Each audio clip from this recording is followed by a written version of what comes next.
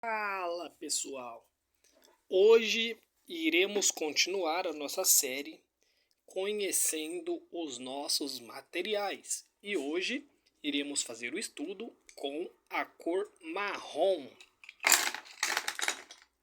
Então aqui eu já separei os materiais, como de costume. Nós iremos utilizar lápis, giz, tinta e marcadores. Perfeito? Vamos lá então, ó. É uma série, pessoal. Então, se vocês não viram os vídeos anteriores, eu indico para vocês assistirem, tá? Porque o conteúdo ele é complementar. São acumulativos. Então, quanto mais você assistir das aulas, melhor vai ser para vocês e para mim, tá? Então, sem enrolação, vamos lá.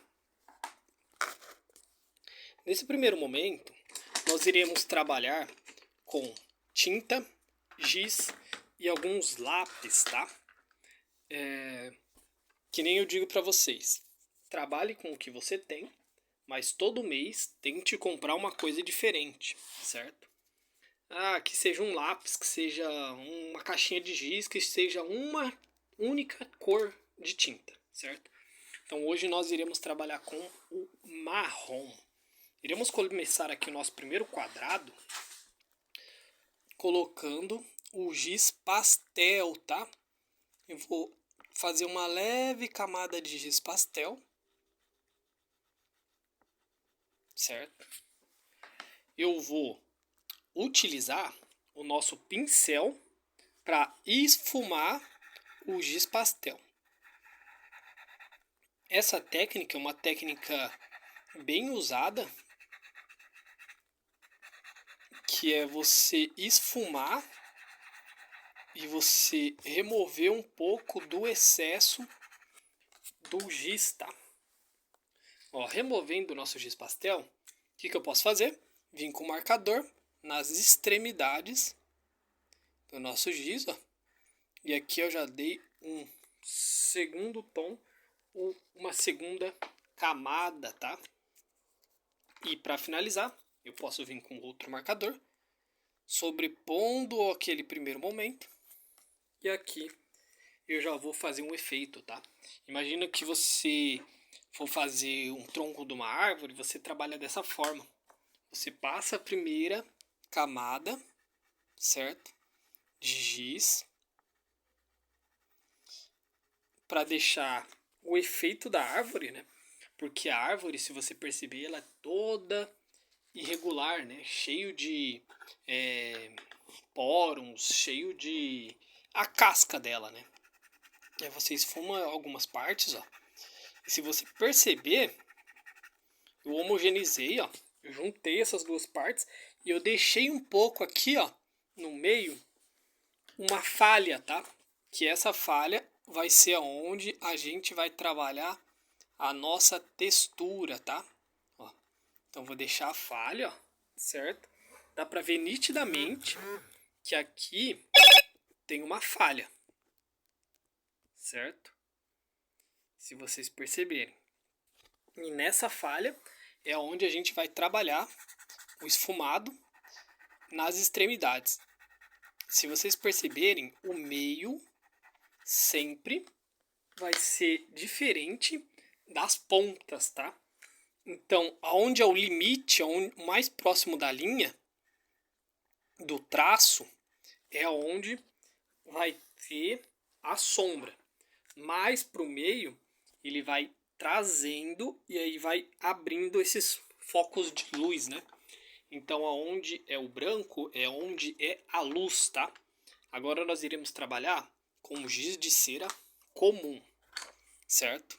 Ó, se você perceber, ele existe uma grande diferença de marcas. Esse daqui é o giz de cera comum da Molin, certo? E esse daqui é o giz de cera comum da Acrylex. Eu não estou dizendo que uma marca é melhor do que a outra, tá? Mas se você perceber, ó, o pigmento, a cor, ela dá uma diferenciada. Embora os dois sejam bem claros, vai existir uma diferença entre eles, tá? E é nessa diferença que a gente vai trabalhar. Imagina que numa parte vai ser mais claro e numa outra parte vai ser um pouco mais escuro. No desenho, né? Você olha na referência e você percebe isso. É óbvio que você vai trabalhar assim, ó. Na parte que for mais claro, você usa o giz que ele for mais fraco. Na parte que for mais escuro, você usa o giz que você percebeu que o pigmento ele é mais escuro. É bom trabalhar assim porque você começa a entender, certo? Aonde que você precisa ter dois tipos de materiais diferentes.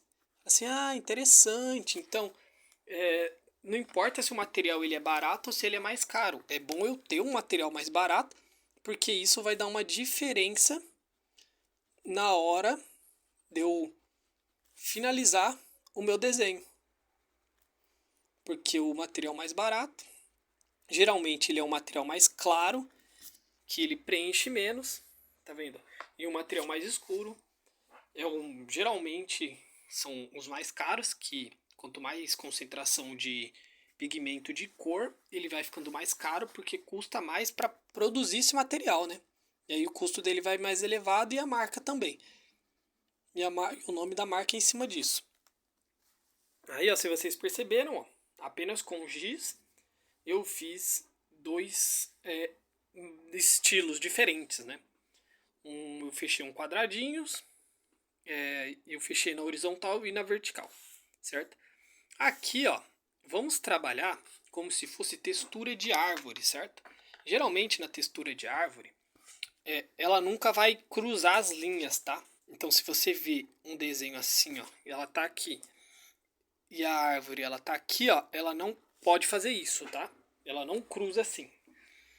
Então, ó, aqui eu vou só dar um exemplo, ó, dela cruzando, certo? É um marrom também. Esse lápis preto aqui vocês conhecem muito bem. Eu tenho dois tipos dele. Eu tenho o Carbon da Léo e tenho o Super Soft. Tá vendo? Aqui onde eu passei a linha uma em cima da outra, ela vai acontecendo uma outra coisa. Tá vendo que ela ficou tracejada aqui e eu deixei uns espaços vazios.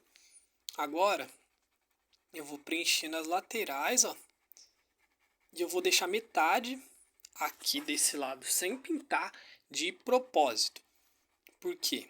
Eu preciso entender que tem um foco de luz aqui, certo?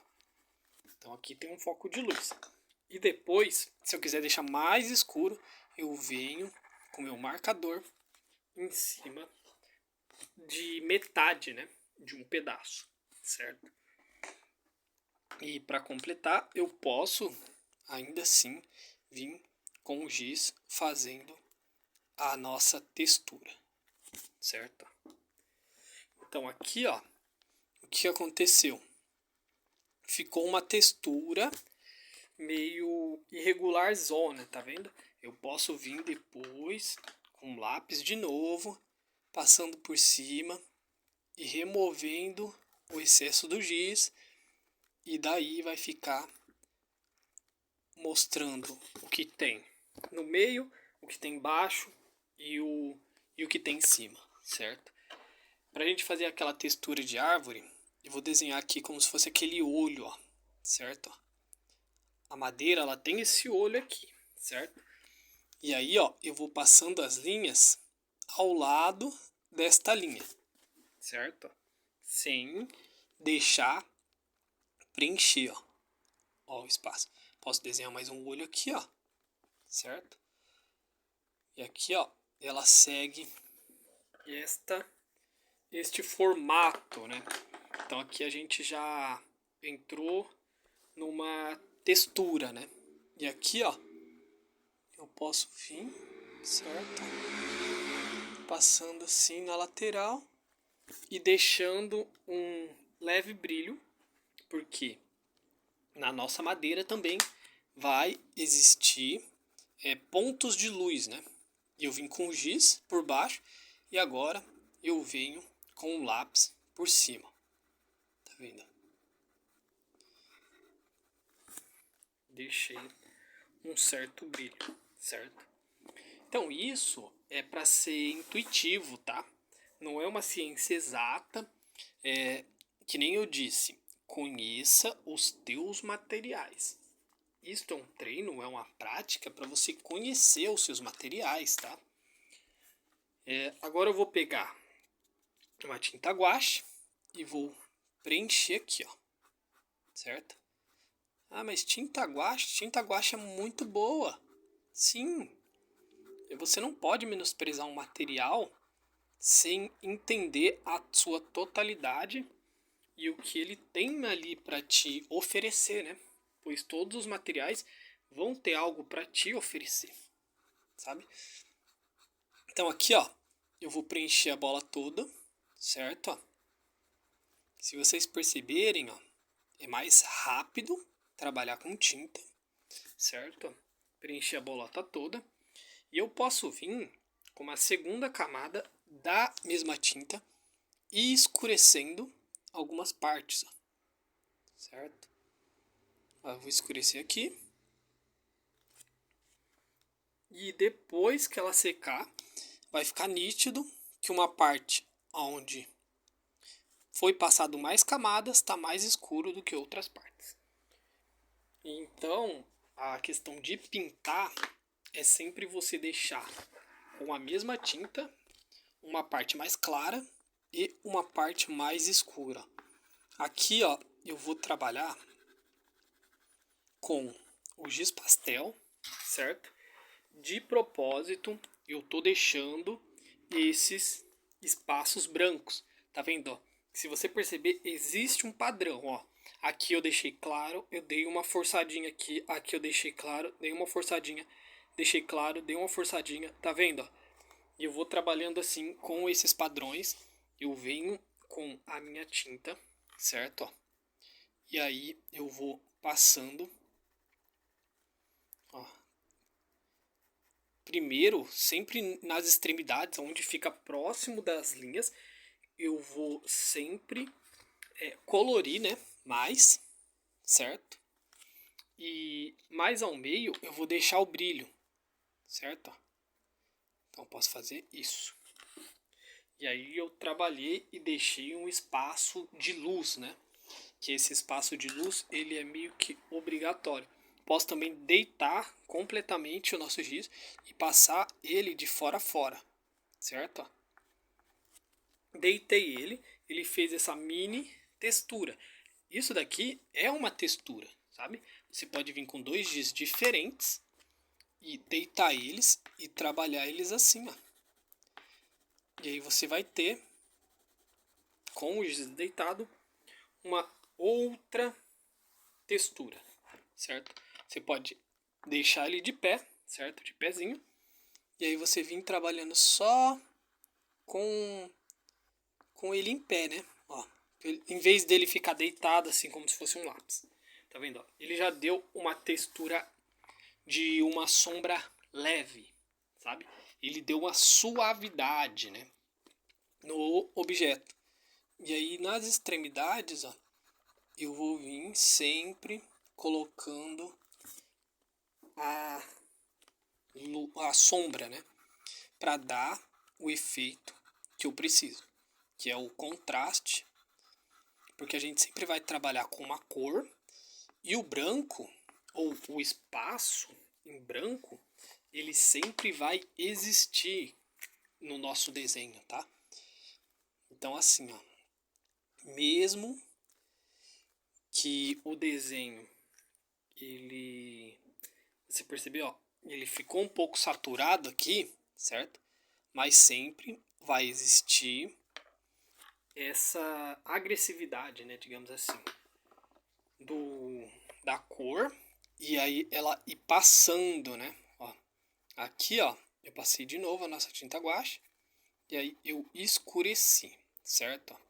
Só que eu deixei no meio ainda o espaço ali, ó, em branco, né? Digamos assim. E aí ele dá esse efeito, né? certo?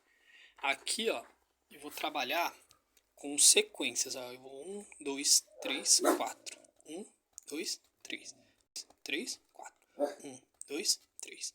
1, 2, 3, 4. 1, 2, 3. Viu que eu trabalhei com um certo padrão de linha, certo? Isso é um fato. Depois que eu trabalhei essa primeira camada com esse padrão de linha, eu posso vir com a minha cor, certo?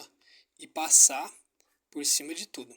Aonde eu passei o lápis, certo? Vai ficar marcado. A tinta, ela não vai cobrir tudo. Aí depois você vai conseguir ver aonde estavam o que ficou embaixo, né? O que estava embaixo. E você pode fazer isso, ó, também com linhas na horizontal e com linhas na vertical, certo? Você fez isso com essas linhas na vertical, você pode trabalhar também, ó, com marcadores, certo? Eu construí uma segunda camada. Se vocês perceberem, dá para você ver aonde é marrom e aonde está o lápis, certo? A tinta, por ela demorar um pouquinho mais para secar, porque o marcador ele é mais imediato, né? Então ele demora um pouquinho para aparecer. Mas aqui você já entendeu, ó, já dá para você ver como fica o que está embaixo, né?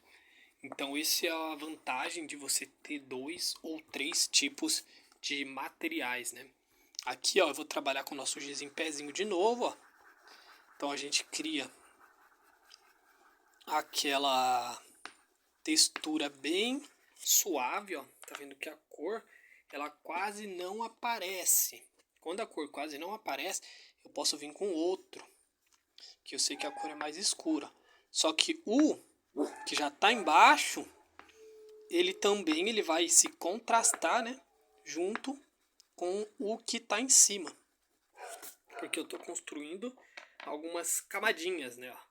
Dei o efeito e agora eu posso vir com o nosso marcador nas extremidades da linha, tá?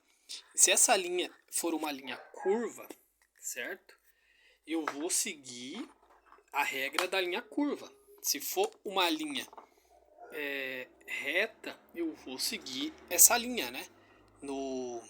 Porque a sombra, ela segue o formato do objeto, o formato do desenho.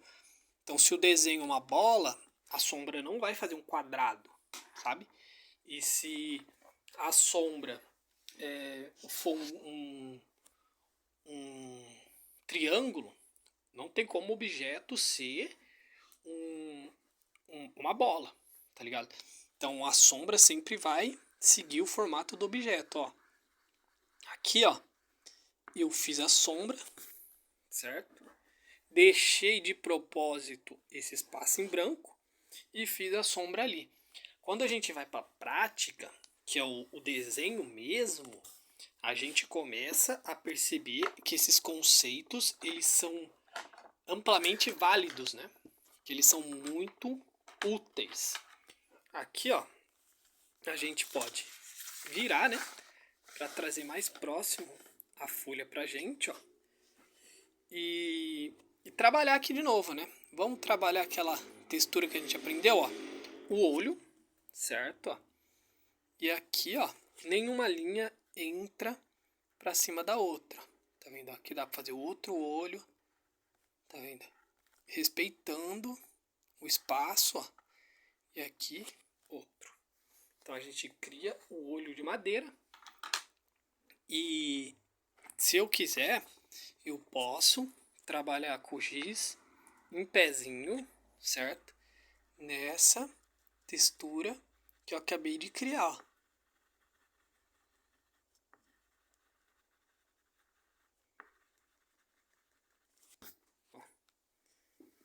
E aí ela vai se materializando, né? Ó.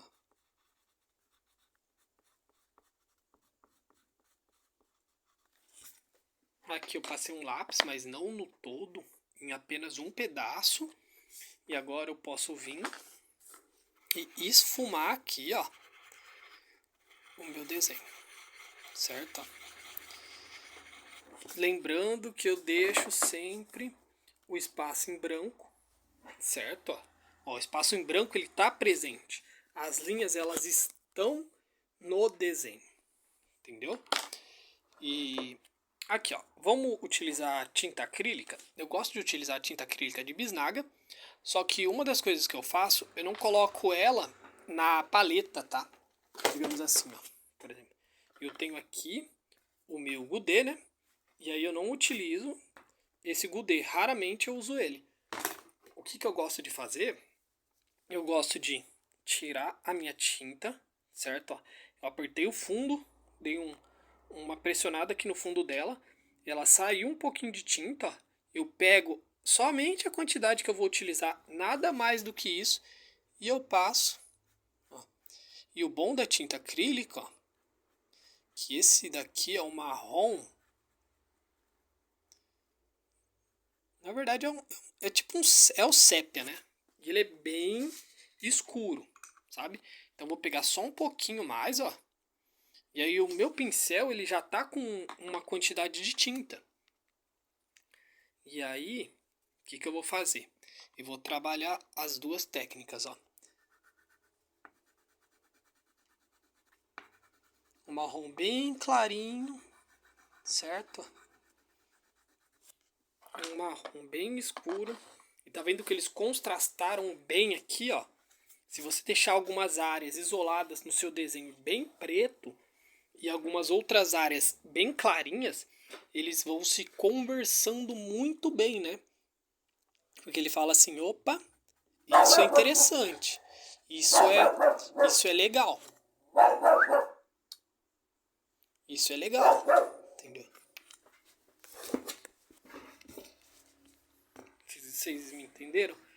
Então, isso por ser interessante, isso por ser legal, ó. Ó. E aqui, ó, eu deixei de propósito alguns espaços falhos, né? Tá vendo? Ó, eu deixei alguns espaços falhos para dar o efeito de tinta, né? Aqui, ó, eu dei o efeito, né? Que o efeito nada mais é do que uma falha da tinta, né? Então eu deixo alguns espaços sem, algumas eu passo uma pincelada na horizontal, outras na vertical, depois eu mudo para horizontal de novo, para seguir o padrão. O lápis, eu gosto de utilizar ele de duas formas, tá? Ou eu venho trazendo, ó, bolinhas, mas dentro dessas bolinhas eu deixo um espaço em branco, sabe? Para próxima camada, né? Eu deixo um espaço em branco e aí eu tento preencher com uma segunda cor esses espaços em branco, deixando novamente outros espaços em branco, tá vendo? E depois eu venho com a minha terceira cor, deixando outros espaços, né? Então sempre vai existir um espaço em branco. Tá vendo? Aqui. E aqui, ó, eu vou vir trabalhando, ó. Se vocês perceberem, é como se fosse um E, né, ó. E. Aqui, ó. Eu deixei espaços em branco. Depois eu vou vir trabalhando com a segunda cor, seguindo o mesmo movimento da primeira, ó. Veja que agora os espaços eles vão diminuindo, só que eles ainda estão ali, certo? E mesmo eu venho com mais escuro. Ó. Eu vim aqui, ó, com ele. Depois eu posso fazer a mesma coisa que eu fiz com o giz, trabalhando com ele de pezinho, para ele preencher os brancos, né? Os espaços em branco no todo. Porque o desenho ele é trabalhoso por conta disso, né? De você ficar sempre tendo que criar uma camada em cima da outra. Ele por si já tá bonito, mas eu vou dar uma ressaltada aqui, ó, certo? Com o meu canetão, ó, nas extremidades, certo? E aqui, ó, eu posso trabalhar com pontos, ó. Vamos trabalhar com pontos, ó. 1, 2, 3, 4, certo? 4. Aí aqui vai ser 1, 2, 3, 4, 5. E aqui vai ser 3. 1, 2, 3. Certo? E aqui vai ser 1, 2, 3, 4. Certo? E aqui agora vai ser 1, 2, 3, 4, 5. Certo? E aqui vai ser 4. 1, 2, 3, 4. E aqui vai ser 3. 1, 2, 3. Aqui eu criei um padrão de pontos, tá? Esse padrão de pontos, ele pode ser muito utilizado, sim, porque você começa e você termina com a mesma quantidade, ó. E você criou o padrão, né? Você respeitou as regras. E aqui eu venho com o giz, né?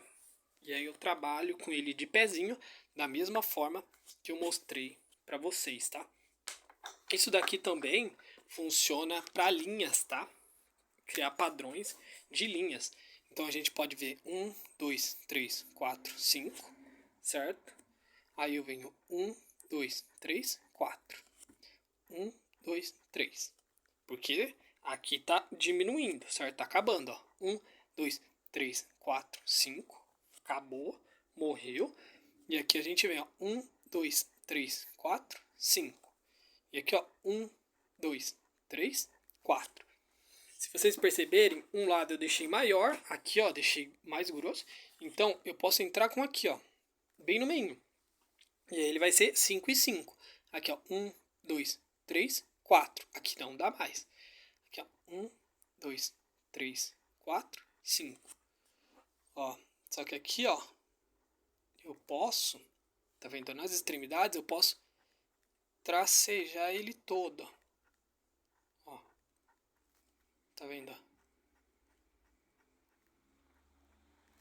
Nas extremidades eu trabalhei com achurinhas, né, ó, cruzadas, tá vendo?